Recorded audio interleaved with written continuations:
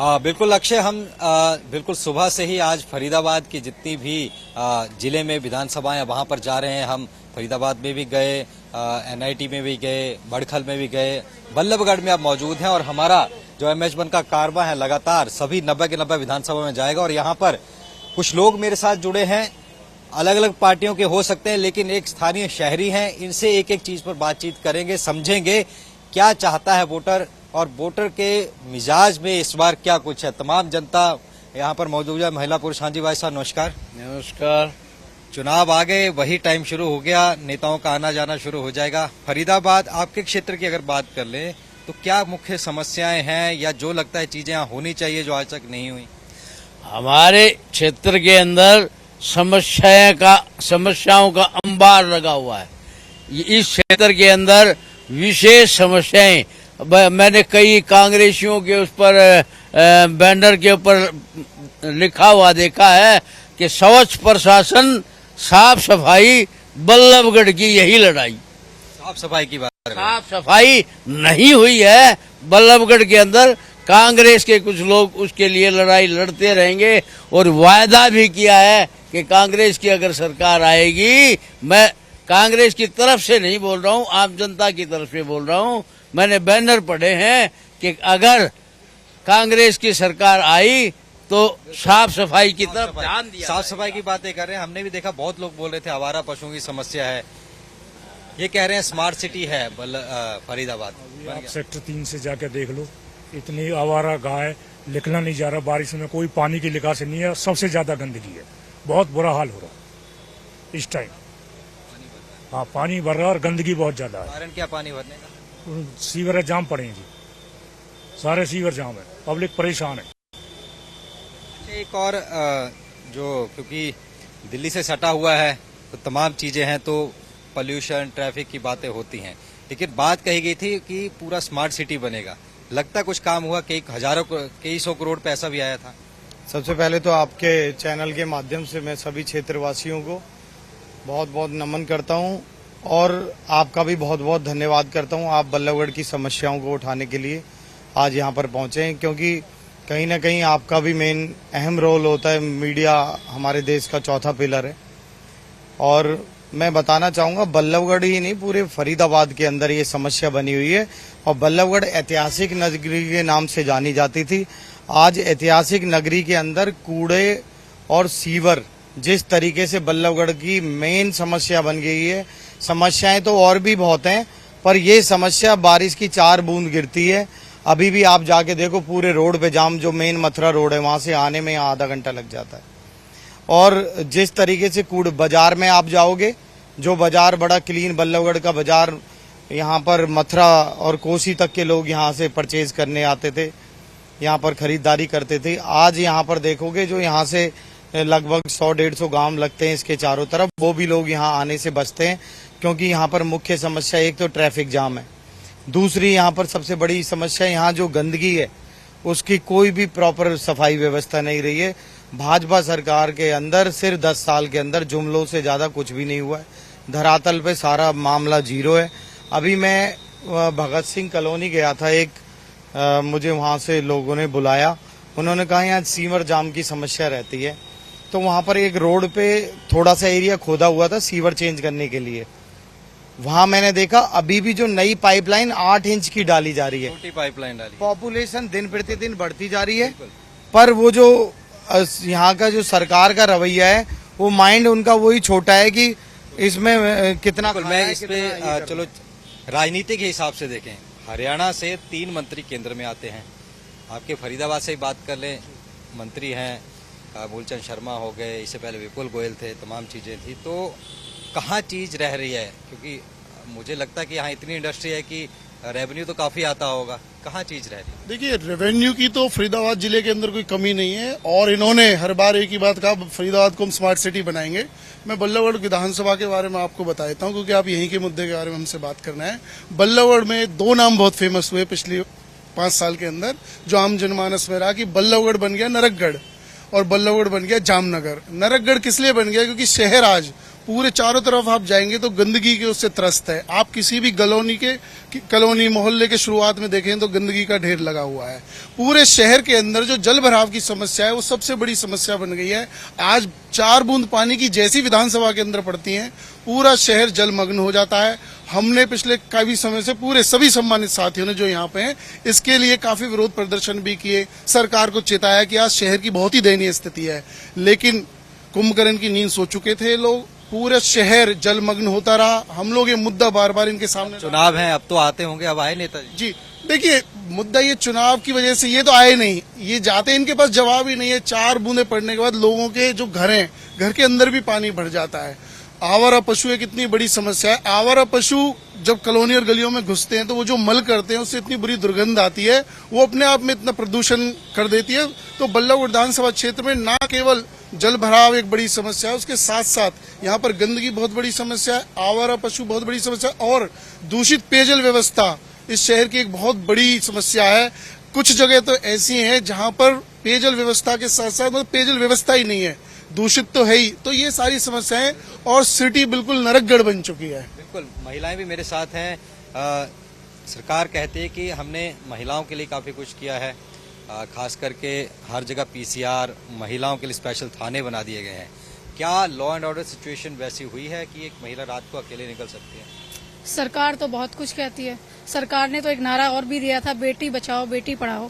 हमारी हरियाणा की बेटियों के साथ में जो दिल्ली जंतर मंतर पे हुआ था वो भी तो इसी सरकार का हिस्सा था। डबल इंजन की सरकार है, केंद्र में इनकी सरकार है, राज्य में इनकी सरकार है। अगर इनकी सरकार होते हुए भी हमारी बेटियों के साथ ऐसे हो रहा है तो इनकी किसी बात पे हम लोग विश्वास नहीं कर सकते, क्योंकि ये तो शुरुआत से इन्होंने जुमले दिए हैं। वो कोई भी जुमला, स्थानीय इलाके की बात कर ले, यहाँ पर किस तरह की सिचुएशन, सीसीटीवी वगैरह लगे हुए हैं? मुझे नहीं लगता है कि सीसीटीवी लगे हुए हैं, क्योंकि कुछ समय पहले 2 महीने पहले मेरा एक्सीडेंट हुआ है इसी हाईवे पे। मेरा खुद का एक्सीडेंट हुआ, जहां मुझे हर जगह मैंने पुलिस चेक पोस्ट पर रिपोर्ट भी दर्ज कराई कि मेरा एक्सीडेंट हुआ है, ऐसी गाड़ी है, ये गाड़ी है, नंबर मैं नोट नहीं कर पाई हूं। तो सब जगह पता चला है कि कैमरे खराब हैं, कहीं कैमरे हैं कहीं कैमरे नहीं है। तो इस सरकार की बात पे तो कोई विश्वास ही नहीं कर सकता है, सब झूठ है। महिलाओं की बात हो, बेरोजगारी की बात हो, तो सरकार पे कोई विश्वास नहीं कर सकता। डबल इंजन की सरकार होते हुए भी महिलाओं के साथ इतने अत्याचार हो रहे हैं तो आगे क्या होगा? बिल्कुल। आप बताइए कि यहाँ पे जिस तरह इन्होंने कहा तमाम चीजें कहीं, राजनीति की बात कर लेते हैं। केंद्र में क्योंकि केंद्र में बीजेपी की सरकार है, स्टेट में बीजेपी की सरकार है, तो अब क्योंकि तमाम चीजें चल रही हैं, कुछ न मेरे भाई पीछे कह रहे थे बीजेपी ने कुछ नहीं किया, कांग्रेस ने कुछ नहीं किया, एक स्थानीय एक शहरी होने के नाते, महिला होने के नाते एक घर में क्या जरूरत रहती है जो कि आप नेताओं से मांग कर सकते हैं? देखो, पहले तो मैं आपका धन्यवाद करूंगी जो आप लोगों ने मुहिम उठाई है, और मैं आपसे निवेदन भी करूंगी कि हमारी बातों को जैसे हम बोले ऐसा क्या ऐसा ही एज वेल एज दिखाया जाए। रही आप बोल रहे हो कि महिलाओं के सबसे ज्यादा, अब आपने मेरे को एक जगह तो ये बांध दिया कि केवल बल्लभगढ़ के ही मुद्दे उठाओ। अगर महिलाओं को मुद्दे उठाती हूँ, फरीदाबाद की अगर बात, अगर पूरे फरीदाबाद की क्या, मैं पूरे हरियाणा की बात करती हूँ, सबसे ज्यादा महंगाई, सबसे ज्यादा बेरोजगारी, सबसे ज्यादा करप्शन और सबसे ज्यादा भ्रष्टाचार मुझको लगता है बल्लभगढ़ में है। आपने भी थोड़ी देर पहले के 3-3 मंत्री, बिल्कुल 3-3 मंत्री यहाँ पे रहे हैं। यहाँ के क्या अब नाम लेने से क्या फायदा, उन्होंने बहुत ज्यादा यहाँ पे आप कहोगे भाई बहुत ज्यादा प्रगति करी है, बहुत ज्यादा उन्नति करी है, मगर वो उन्नति कहाँ करी है? उन्होंने अपने घरों के लिए उन्नति करी है, अपने भविष्य के लिए करी है। अगर यहाँ पे कोई सड़क टूट जाती है तो उसको ठीक होने में कम से कम भी 6 साल लगेंगे, मगर हमारे मंत्री जी का एक होटल केवल 6 महीने में बन के तैयार हो जाता है। अगर आप किसी थाने में महिला के कोई रिपोर्ट लेने चले जाओ तो उससे ऐसे ऐसे सवाल किए जाते हैं कि वो महिला दोबारा वहां जाएगी नहीं। आप अगर महिलाओं की बात करते हो तो पहले एजुकेशन के मामले में हमारा तो कहते हैं कि महिला के लिए अलग थाने बनाए हैं जहाँ महिला इंस्पेक्टर, महिला तमाम होंगे, महिला थाने। हाँ बिल्कुल बनाए हैं, क्योंकि ये एक फॉर्मेलिटी है। मगर मैं आपको एक बात और बता दूं, ये सब हमारे कांग्रेस के राज में सब हुआ था, मगर इन्होंने काटे हैं। मगर वहां पे भी अगर आप जाओगे तो आप अपनी बात एक उससे नहीं कह सकते, आपको दबाव डाला जाएगा। मैं ही बताती हूँ, मेरा मोबाइल चोरी हो गया तो मैंने कहा जी मेरी चोरी की रिपोर्ट लिखो। बोली नहीं मैडम, चोरी की रिपोर्ट नहीं लिखी जाएगी, मोबाइल की लिखी जाएगी, गुम होने की। मैंने कहा ऐसा क्यों? बोला मैम नहीं लिखी जाएगी। मैंने कहा मुझे रीजन तो बताओ। बोले रीजन क्या है, हम पे ऑर्डर है, यानी कि आप अपनी बात नहीं कर सकते। बच्चियां स्कूल नहीं जा सकती ढंग से, माँ बाप को इतनी टेंशन रहती है जब बच्चे स्कूल से निकल के जाती है कि कब कैसे सही सलामत आएंगे। आपके यहाँ से 10 किलोमीटर दूर एक बच्चे को गौरक्षक वाली टीम ने, किसने अधिकार दिया उनको? किसने लाइसेंस दिया गौरक्षक को? गौरक्षक गौ की रक्षा करना चाहते हो तो देखिए, चलो मेरे साथ आप चलिए रोड पे, मैं दिखाती हूँ कितनी गाय डोल रही हैं, कितनी गाय आवारा डोल रही हैं। क्यों नहीं है उनके लिए कोई कदम? कुछ नहीं है, बेकल डबल इंजन की, जैसा भी मेरी बहन ने बताया कि डबल इंजन की सरकार है, डबल इंजन की सरकार है। कई चीजों ने तो तमाम और भी तमाम शहरी हैं और लगातार हम बातचीत कर रहे हैं। भाई साहब, एक नॉर्मल अगर हम बात करें, एक जेन्युइन एक मांग रहती है, किसी के रोजगार की मांग रहती है, सरकारों से एक्सपेक्टेशन सबकी होती है। आप क्या एक्सपेक्ट करते हो, क्योंकि आप नेताओं का आना जाना शुरू हो जाएगा, क्या उनसे मांग करोगे आप? देखिए, अब मांग के बाद में तो ये है कि पहले हमारी जो यहाँ पर बेसिक नीड्स हैं बल्लभगढ़ की, जो हमारी जो चाहिए मूलभूत सुविधाएं हैं, वही हमें नहीं मिल पा रही। रोजगार की तो बहुत दूर की बात है। बेसिक इसमें नीड में मान लीजिए जल हो गया, सड़क हो गई, हमारी सुरक्षा हो गई। उसके ऊपर आप देखिए बल्लभगढ़ में यदि आप देखेंगे आए दिन कोई ना कोई कहीं ना कहीं अपराध डेली कुछ ना कुछ हो रहा है। बच्चे लापता हो रहे हैं यहाँ पर, उनका कोई अता पता नहीं है। इतनी चोरियां, इतना क्राइम यहाँ पर बढ़ा हुआ है।